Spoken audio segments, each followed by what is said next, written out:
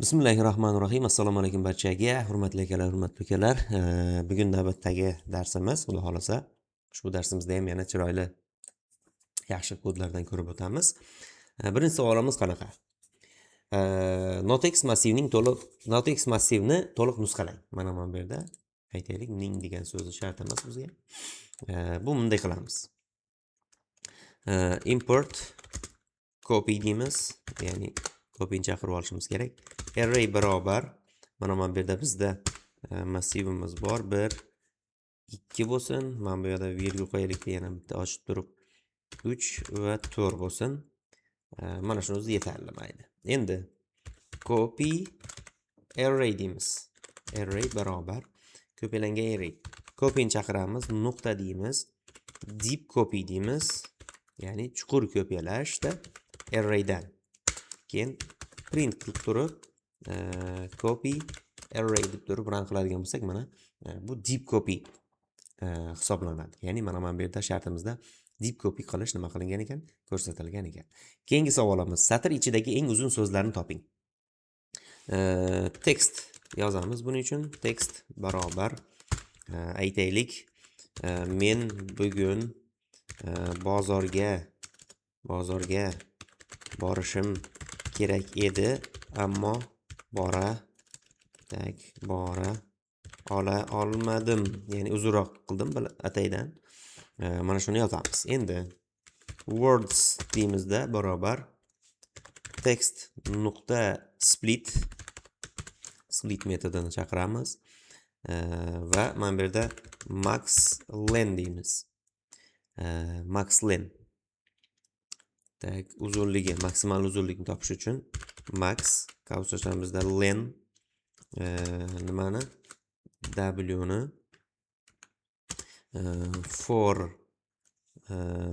w in words, ya'ni so'zlarning ichidagisini har bittasini aylansin va print qiladi oxirida bizga nimani qavs ochamizda, mana bu kvadrat qavs ochalikda w for w in words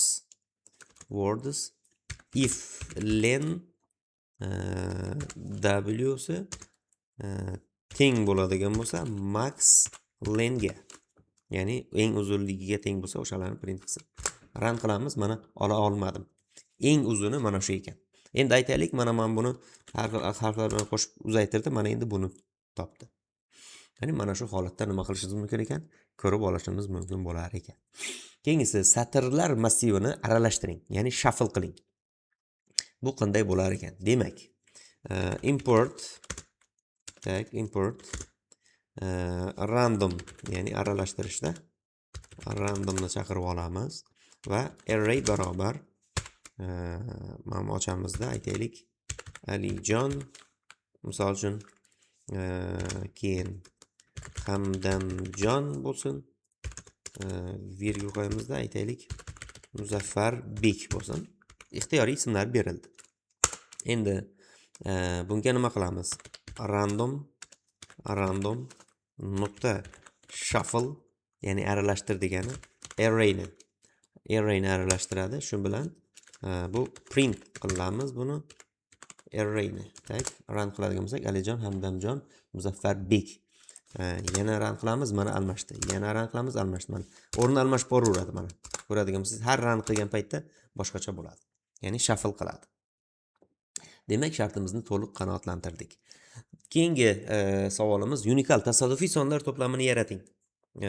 Bu juda ham oson. Import random, pastga tushamiz. Nums, ya'ni raqamlari bo'yicha random nuqta sample, ya'ni ixtiyoriy degan ma'noda. Range, ya'ni range ham berishimiz kerak. 1 dan 50 gacha bo'lsin. Misol uchun, va mana bunday qilamizda virgul qo'yib turib 10 ta deymiz. Va print qilamiz. Mana bu yerda numsni raqamlarni. Mana ko'radigan bo'lsak, 1 dan 51 gacha ixtiyoriy raqamlar chiqadi. Yana run qiladigan bo'lsak, yana har run qilganimizda boshqacha raqamlar chiqaveradi mana. Bu ham xuddi shu randomly tarzda nima qiladi? Tanlab beradi bizga. Oxirgi kodimiz, satrdagi har bir belgining chastotasini hisoblang, ya'ni necha marta chiqishini. text barobar mana bu yerda matn berishimiz kerak.